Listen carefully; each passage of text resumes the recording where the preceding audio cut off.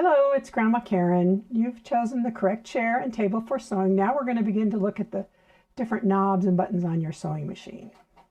For the next few lessons, there will be several videos on the same lesson. Each has a generic video, like this one, that covers all machines. There will also be videos for specific Bernina sewing machines. These are the machines my grandchildren have. Each machine is unique in some ways, but all are alike in other ways. Find the video that is most like the machine that you have, or watch this general video. The videos in this series are geared to age 10 and above and are meant to be done with a mentor. There is usually a mentor note at the end of the lesson. Each machine comes with a guidebook or manual on how to operate the machine.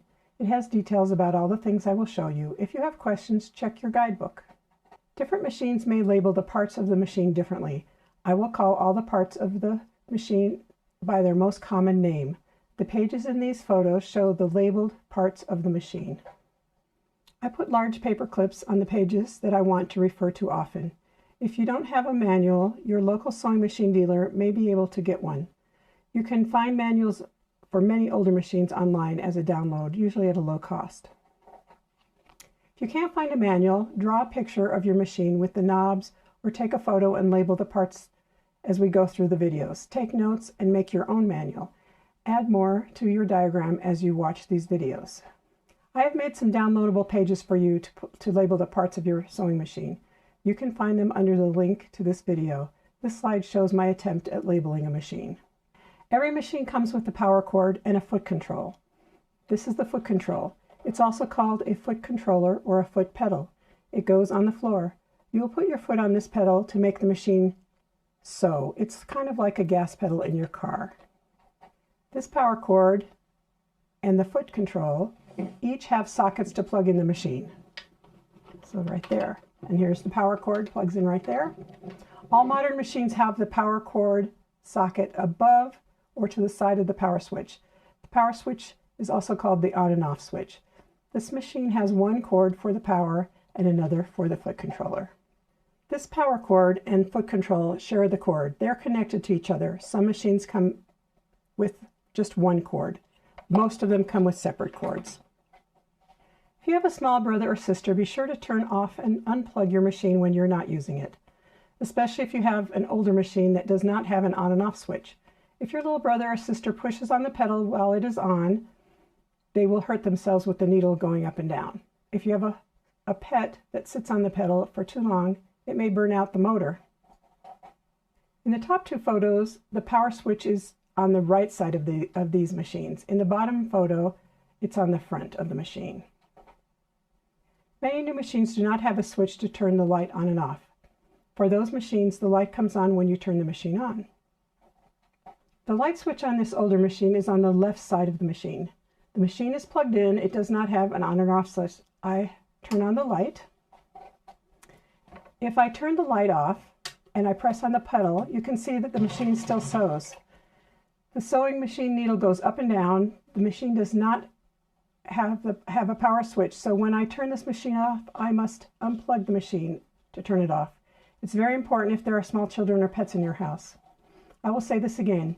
If your machine does not have a power switch, an on and off switch, or it has a separate light switch, please remember this important thing. When the light is off, it does not mean the machine is off. You will have to unplug the machine every time you get up from it. Safety first. Machines with an on and off switch should be turned off every single time you get up from your machine.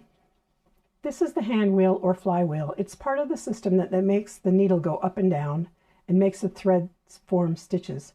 If you press the foot control, it will spin around. It can go pretty fast, so try to keep your hands away from it when it is moving. Sometimes you'll have to move this hand wheel with your hands instead of with the foot control. When you turn the hand wheel with your hands, you always turn the top towards you, not away. The needle will go up and down if you turn it away from you, but it won't form stitches. We will talk about the reverse button later in another video. Your hand wheel may look like one of these pictures. Some machines have a smaller wheel inside the hand wheel. It is called the hand wheel release knob or the stop clutch knob.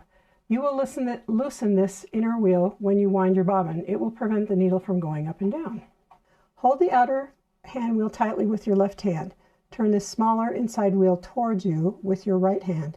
It may be hard to turn. Ask someone stronger to loosen it if it's needed.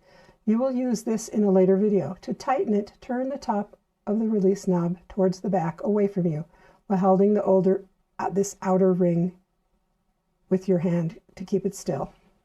If your machine has a release knob, it may look like one of these. The feed dog, sometimes we just call it the feed, pushes the fabric through the machine and looks kind of like little teeth under the needle. Your machine may have a button, a lever, or a knob that drops the feed dog so the fabric does not move through the machine. Here's a picture of the feed up and working to push the fabric through the machine, and then the second picture is with the feed dropped. It will not push the fabric through the machine. We will talk more about the feed dog in another lesson. If your machine is not sewing correctly, look at the feed dog button. It may also be called the darning or sewing button. Make sure it is in the sewing position. There are many types of buttons and levers that do this. This photo shows two symbols. The red arrow on the left shows the symbol for the regular sewing. The feed dog is up and working. The symbol looks like a straight stitch and a zigzag stitch. The green arrow on the right points to the symbol for darning or dropping the feed dog. This symbol means the fabric won't feed through the machine. Each of these two knobs are on the front of their machine. You can see them pointing to the sew position. The feed dog is up and working. This sewing machine has the same symbols, but they are next to the bobbin case area. Some brands use a different symbol for the drop feed dog lever. This symbol shows the feed dog as little triangles, either above a line or below a line. When the triangles are above the line, the feed dog will push the fabric through the machine. When the triangles are below the line, the feed dog is dropped and won't push the fabric through the machine. The bottom photo has the feed dog on the back of the machine. This machine has the drop feed lever next to the bobbin case. Here are two other types of drop feed buttons. The first machine has a button on the side of the machine that presses in to drop the feed and pops out when the feed is working. The other one has a button inside the area where the extension table goes. This very old machine has a knob that says darn. This is the feed dog down. Norm is for regular sewing. If the fabric is not feeding through the machine, check the drop feed knob on your machine. Some machines may not even have this feature. Your machine will have 1 or 2 spool pins. Some manuals call these reel pins or spool holders. It is where you put the spool for the thread. This machine has 2 vertical spool pins. The pins point up and down, not sideways. Notice the red felt on the spool pin. The felt prevents the spool from jumping and running away, and it helps cut down on noise as the spool turns. The 2 photos on the left show a spool pin that is pulled up to sew and pushed down to store. The purple arrow points to the extra hole where you can put in the second removable spool pin. The photo on the right shows a pop-up spool pin. Press it and it pops up into place. Press again to put the spool pin down. Pop-up spool pins should be pushed down when putting the machine away. Some machines have horizontal spool pins.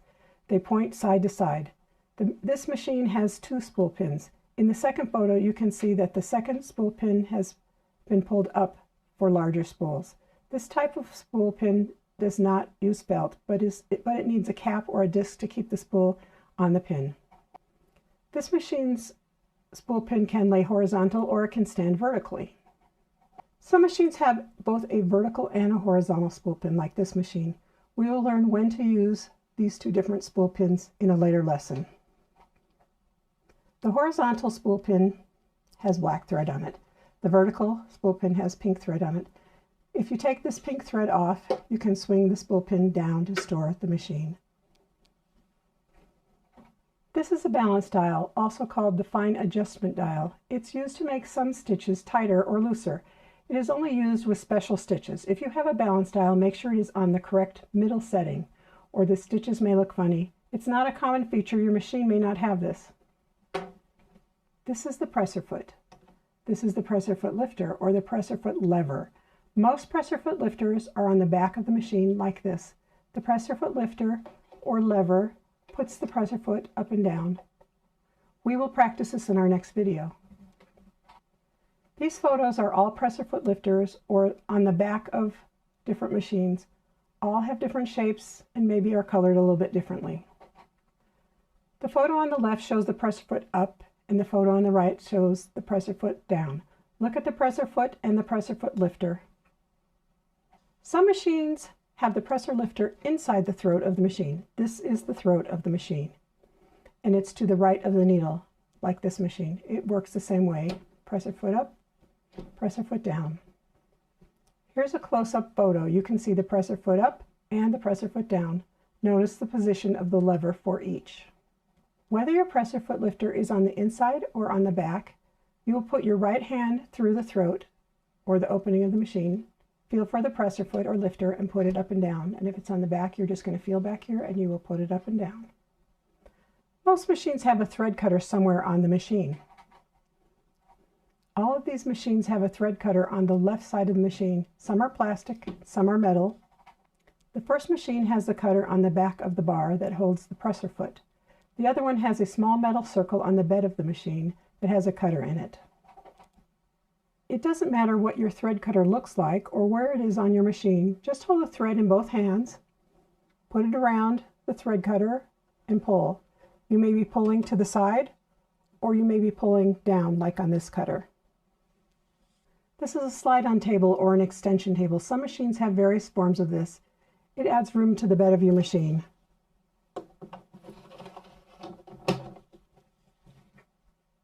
Look at these photos. The photos on the left for each of these is the machine without the extension table. This is called the free arm. The photos on the right of each machine is with the extension table in place. Here is another one that slides onto the machine. Yours may look similar. Some extension tables are on hinges and can be swung to the side. Let's look at one more knob that may affect your sewing. The photo on the left shows a pressure knob. With it, you can adjust the amount of pressure that your presser foot puts on the fabric or how hard it is pushing down on the fabric. The photo on the top right with the green arrow is on the side of a computerized machine. It automatically goes back to normal pressure when you turn the machine off. The others usually stay where you put them until you adjust them by hand. The pressure knob can look very different from these. Most machines do not have a pressure knob or a balance dial. I have included it because it can affect your stitches and how the fabric feeds through the machine. Someone else may have been sewing on the machine and made changes. Check these knobs if your machine is not sewing correctly. For your homework, you need to show your teacher, parent, or mentor that you understand and can do the following things. You can pause the video if you need to. Number 1, plug in the machine and the foot control. Turn on your machine. Turn the light on and off if you have a light switch. 2, turn the hand wheel back and forth and see the needle go up and down.